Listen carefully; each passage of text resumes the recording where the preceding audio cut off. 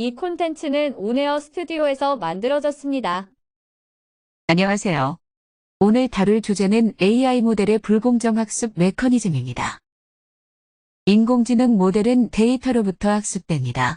데이터에는 흡연은 암과 관련이 있다와 같은 학습하고 싶은 지식이 포함되어 있지만 소녀는 핑크색을 좋아하고 소녀는 파랑색을 좋아한다와 같은 학습하고 싶지 않은 편견도 포함되어 있습니다.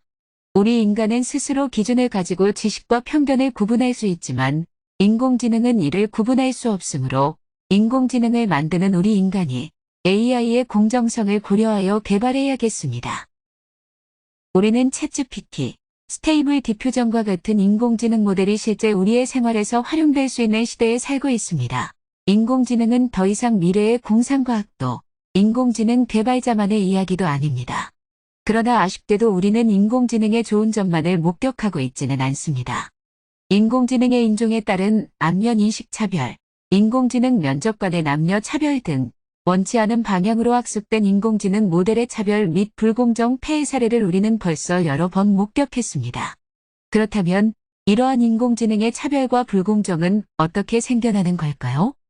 누구나 손쉽게 인공지능 개발자가 될 수 있는 시대가 우리에게 다가왔으니 이번 카드뉴스에서는 AI의 불공정 학습 메커니즘에 대해 살펴보겠습니다. 기계학습의 과정은 다음과 같습니다. 실세계에서 측정되고 추출된 데이터를 통해 인공지능 모델을 학습하고 그 인공지능 모델이 예측한 출력을 사용자는 사용합니다. 또 인공지능에게 사용자의 이용은 피드백으로 작용되어 추가 학습됩니다. 이 모든 과정에서 편견과 불공정은 더해질 수 있다고 하는데요. 각 과정에서 어떻게 인공지능 모델의 편견이 더해지는지 하나씩 살펴보도록 하겠습니다. 먼저 실세계로부터 데이터를 측정하는 단계입니다. 실세계 데이터에는 이미 내재된 연령, 성별, 인종 등에 따른 차이가 존재합니다. 예를 들어 오른쪽 표와 같이 대부분의 직업은 극명한 성비 불균형을 가지고 있죠. 이러한 데이터로 인공지능 모델을 학습한다면 각 직업별로 대표적인 성별이 다르게 학습되기 쉽습니다. 또한 데이터에 내재하는 차이뿐 아니라 데이터를 수집하고 측정하는 단계에서 역시 측정 방식, 기준 대상에 따라 차이는 더해집니다. 예를 들어 학습 데이터를 스마트폰 사용자로부터 얻는다면 어떨까요?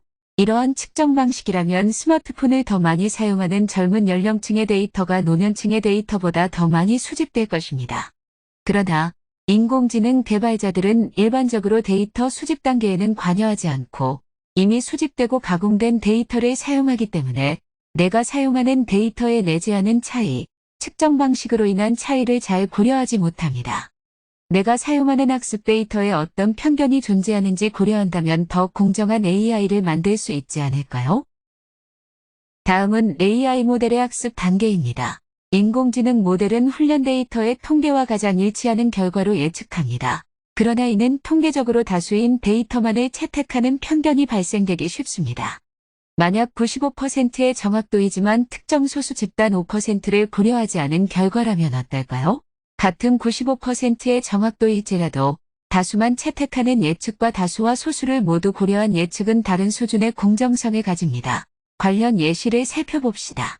한국어를 터키어로 번역한 후 다시 한국어로 번역할 때 터키어는 성별을 구분하지 않는 대명사를 사용하기 때문에 엔지니어는 남자, 간호사는 여자로 변경되어 번역되는 것을 확인할 수 있습니다. 이는 혹시 나의 인공지능 모델이 특정 집단을 배제하고 있지 않은지 확인할 필요성을 시사합니다. 다음은 사용자가 모델을 실제로 사용할 때, 즉 모델의 예측 단계입니다. 현 시대의 인공지능 모델의 활용 범위는 엔터테인먼트 수준을 넘어 의료, 환경, 경제 등 실세계 문제로 점차 넓어지고 있습니다. 이런 실세계 문제에 대해 모델의 예측이 불공정하다면 심각한 2차 피해가 발생할 수 있습니다. 그렇다면 예측 단계에서 우리가 유의해야 하는 점은 무엇이 있을까요? AI 모델은 상관관계에 기반해 예측한다는 것입니다. 인공지능 모델은 데이터를 기반으로 추론하기 때문에 일반적으로 인과관계를 반영하지는 않습니다. 천식 환자는 폐렴에 덜 걸린다라는 인공지능 모델의 오류 예시를 살펴보겠습니다. 이는 천식 환자가 병원에 자주 방문하기에 의료 케어를 더 많이 받아 폐렴에 덜 걸리는 데이터가 생성되었기 때문으로 밝혀졌는데요.